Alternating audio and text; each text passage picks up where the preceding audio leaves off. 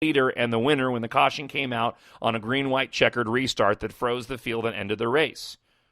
55. That's how many races the 41-year-old Earnhardt has lost on tracks where NASCAR requires the use of restrictor plates to keep speeds in check. However, 10 wins during a career that launched full-time in 2000 puts the son of the 7-time champion in the role of the favorite in plate tracks. It's as much a statement about the car, Earnhardt said, as the driver.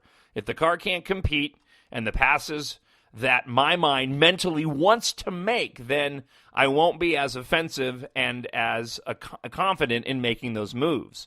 When I was driving the Budweiser car in 2003, 4, and 5, and we were winning all those races, I raced as hard in practice as I did in the race. You can kind of set the tone early in the weekend with your competitors that this is who you're going to be out on track.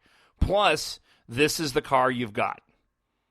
I learned a tremendous amount because I solely watched my dad, watched him, whereas someone else who grew up around the sport may not have focused as much on a particular driver. Now, here's the interesting thing about this, and this is what you need to watch for in the race. And well, let me pause here before I get there real quick. Let me go back to the significance of this. I think Dale Jr. wants redemption.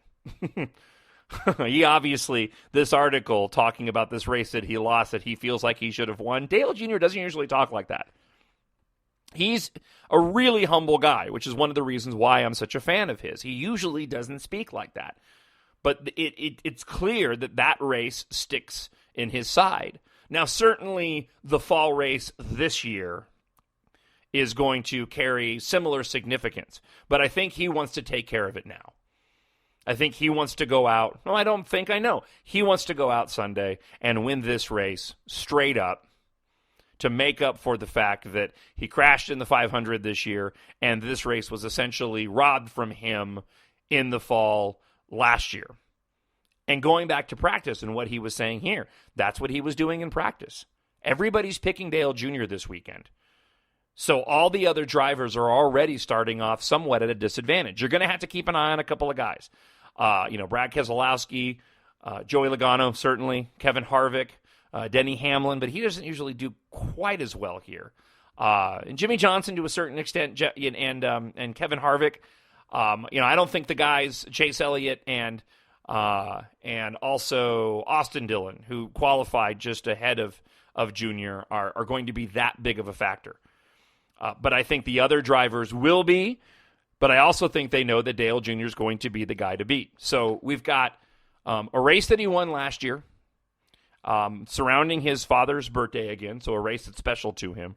We've got the return of a car that has been so successful that he's incredibly confident behind in Amelia. We've got the race being taken from him at this track in the fall, and we've got the Daytona 500 that got away from him because the car got away from him.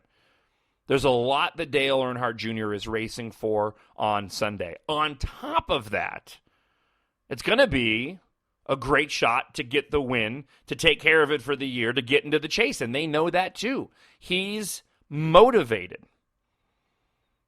So what to watch for during the race? The restrictor plate races in the middle can tend to get boring. They can. At some point during the race, Dale Jr. is usually leading and convinces the rest of the pack, for whatever reason, to sit around and ride around single file on the top for, 30 laps or so. That's going to happen. I love watching these races for different reasons that I love watching the short tracks or the intermediate tracks. Short tracks, intermediate tracks, you're keeping an eye on lap times. You're keeping an eye on pit stops and adjustments to the car. There's a lot going into it. Talladega, it's flat out, pedal to the floor the entire race. Pit stops matter. Don't screw up there. But when you're talking about the strategy part of it, it really comes down to you got to be there at the end. This is what you got to watch for, and this is what's fun for me. If you have a chance to listen to Dale Jr.'s in-car, listen to him on the in-car. Listen to TJ. Watch Dale Jr. and how hard he fights to keep it up front. If he's up there in the top two and just riding around behind the leader, make no mistake, all that time driving up front is building up his confidence to the end.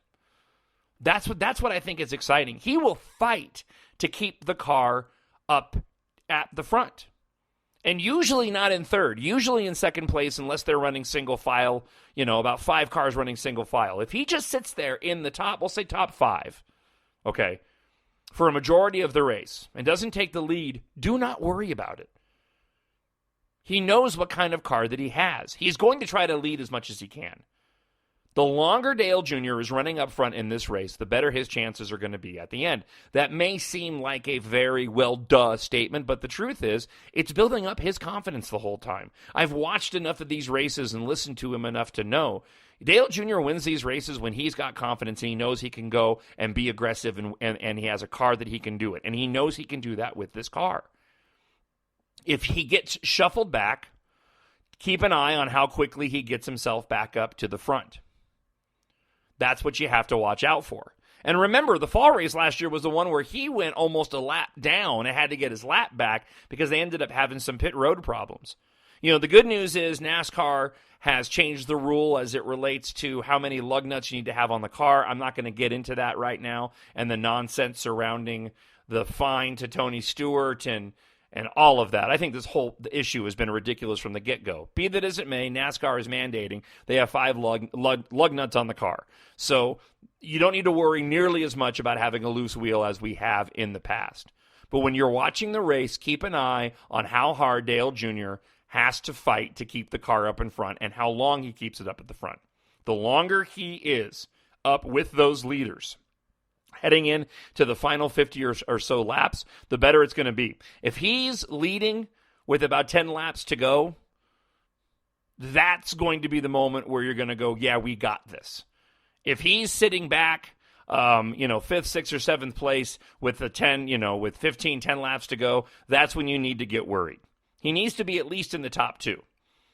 And with Talladega now, usually the guy that's leading on those last couple of laps is the guy that's going to end up winning the race. But just keep an eye on how hard he tries to go and keep it up front because it really is about confidence with him. I've seen Dale Jr. when he gets stuck in a pack, like at the Daytona 500. It wasn't there towards the end. He started moving towards the front and he got tripped up because he just got stuck and he couldn't go anywhere. And it's really hard on him when he can't go and make the moves he needs to make. He doesn't get the confidence. And it's just so much about confidence when it comes to Dale Jr.